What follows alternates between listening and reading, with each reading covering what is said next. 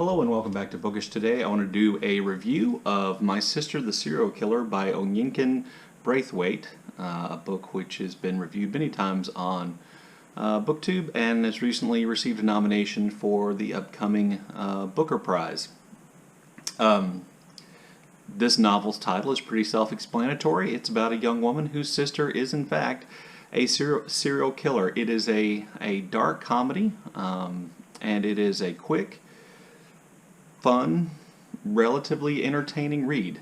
This is the debut novel by Miss Braithwaite. It is set in Lagos, Nigeria, and it attempts to explore issues involving feminism, beauty. It touches on issues involving children of abusive families, relationships between sisters, the importance of family. It kind of touches on and attempts to discuss all of this kind of dark comedy in which the main character's sister does in fact go around murdering men. I think the book is entertaining. I think the writing is, for the most part, efficient and clear and fairly crisp. Occasionally, it does better than that. The story is told by Korede, the older sister who works in a hospital in Lagos as a nurse and is in love with a young doctor there. The story primarily, though, centers around her younger sister, Ayula, who is drop-dead gorgeous, beautiful, so beautiful that she has an immediate impact on everyone who meets her, man, woman, it doesn't matter. And through kind of this macabre comedy about Ayula's habit of murdering her love interests, the author, Braithwaite, kind of explores issues related to beauty and how beautiful women are received in the world and treated, not just by men, but by women, and not just by men and women of their own age, but by their families, by society in general.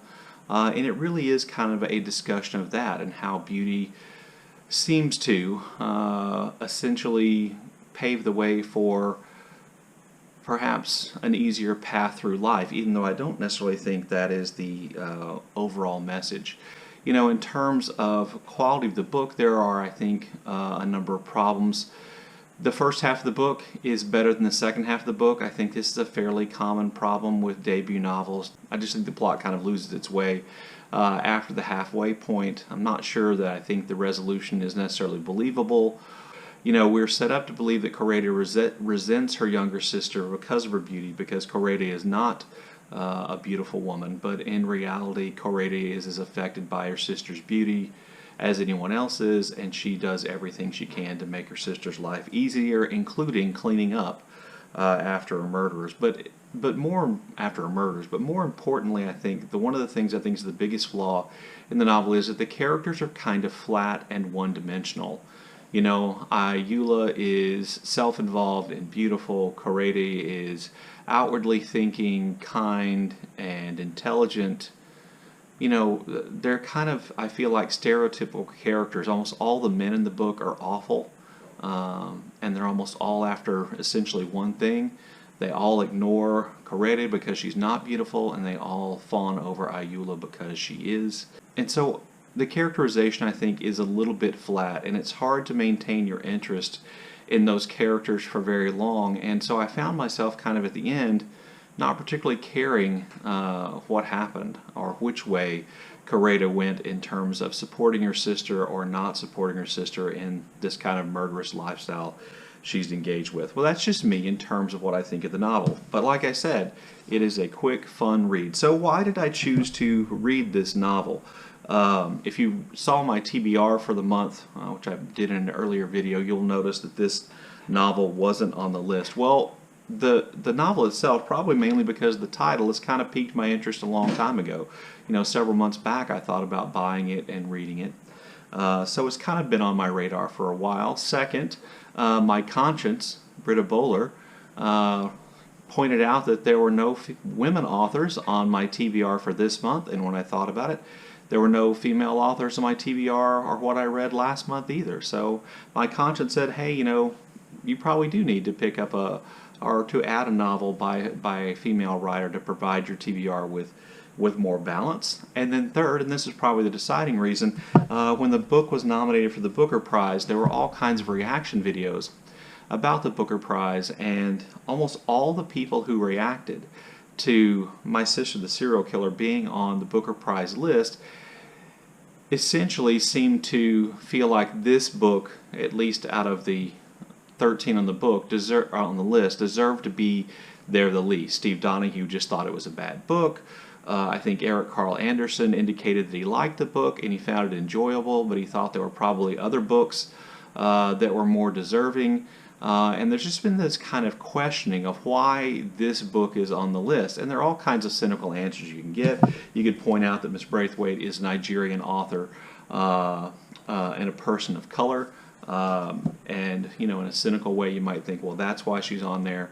But what I kind of noticed in all of this, and one of the things I wondered about all these people questioning the novel being on the Booker Prize list is, are they questioning being on the list because they don't think that the book is serious enough to be on the list? I'm not trying to put words in anybody's mouth, but I think that when you see a book with a title like this, with kind of an out there theme and idea, you kind of have to wonder if the book's on there for shock value more than for quality. And should a book like this have beat out books on much more serious topics that we would normally define as more literary?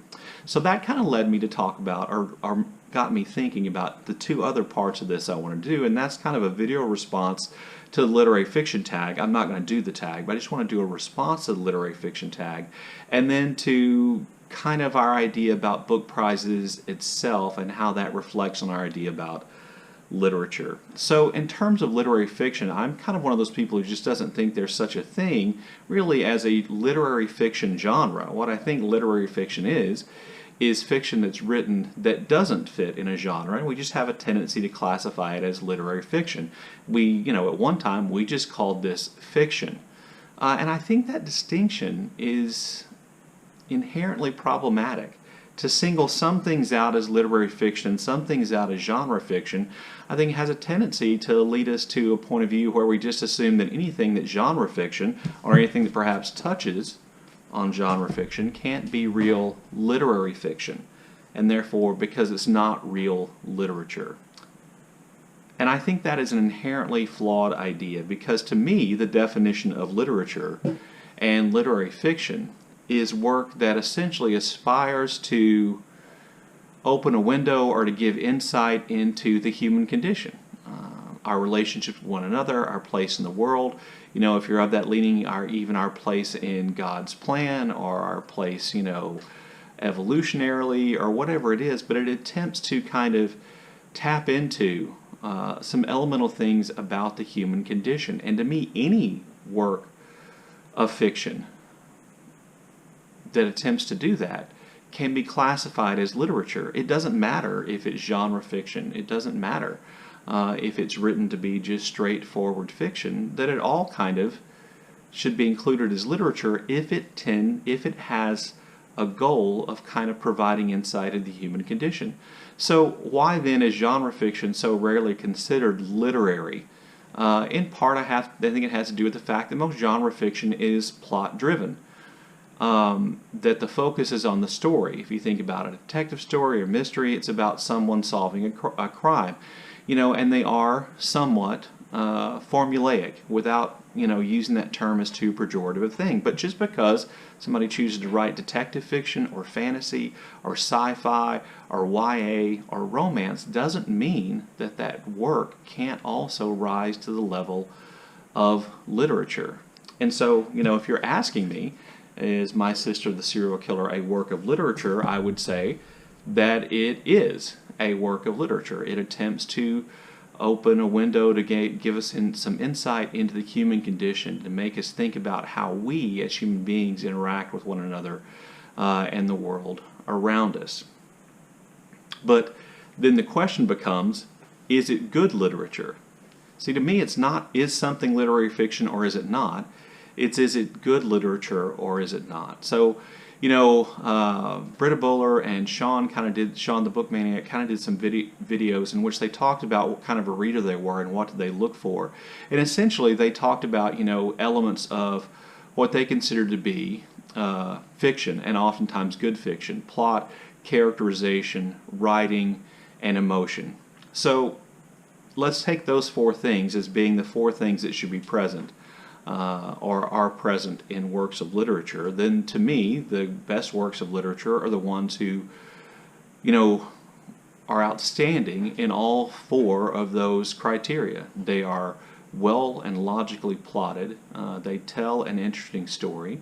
They provoke an emotional response.